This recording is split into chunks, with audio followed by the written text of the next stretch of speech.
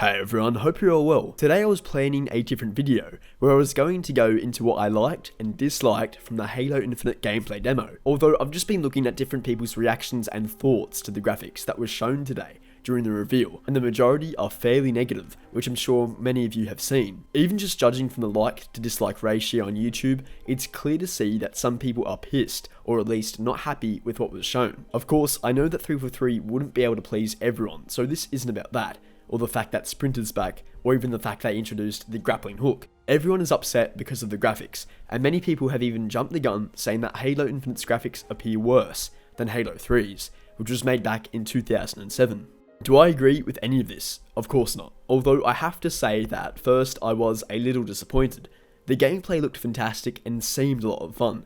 The music was spectacular and reminded me of the previous Halo games. Some of the enemy animations were really well done, and the in-engine cutscenes with Chief and Brohammer looked stunning. Just the visuals and overall world graphics looked plain and almost Forge-like in appearance. Now, I can go on about how the graphics looked poor for a while, although that's really not going to help anyone, as there's plenty of people who have made videos and even Reddit posts addressing these issues. So what I want to do instead is actually give you guys something positive to take away, as I know there's some Halo fans feeling really conflicted right now, and I don't blame them. But let me show you why the graphics will look completely refined and totally improved in the coming months before Halo Infinite's launch. The first thing we need to consider is that the Halo Infinite gameplay reveal was actually a demo that was most likely made several months ago. After doing some digging, I found out that the demo was from an earlier build of the game, maybe even from 6 months ago.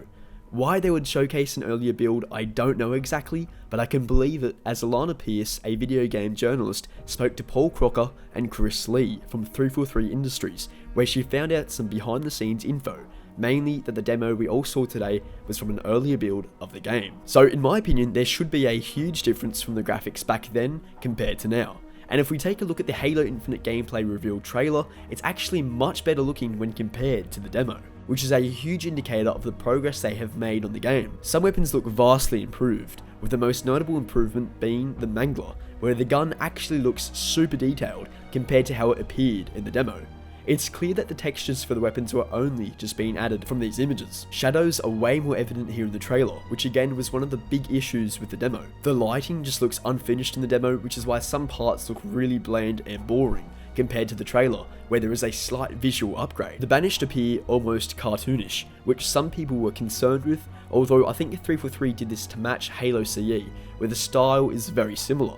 Of course, the enemies need more touching up to make it a tad more realistic, and this goes for both the demo and trailer. Overall, it's hard to see exactly everything that's been polished from the 1-minute trailer. Still, it's a good indication of how they are slowly but surely improving the graphics. If there's anything else I missed from the trailer in terms of graphical improvements, please let me know. What I find absolutely crazy is the fact that no one is talking about Halo Infinite being open world. Many people are only talking about the graphics seen in the demo rather than mentioning a huge addition to the Halo franchise, which of course is making the game open world. Even from looking at the demo, I think this was a great choice, and I can't wait to roam around Zeta Halo, or possibly even Reach, as 343 alluded to the fact that missions won't just be on Zeta Halo. Another thing I should mention is that it's more important that the game runs smoothly and at a solid frame rate, so it makes sense as to why 343 would prioritize the frame rate, just like you should for any shooter. It's also important to understand that graphics are always the final thing that gets finished, along with some minor bug fixes, plus the fact that Halo Infinite's budget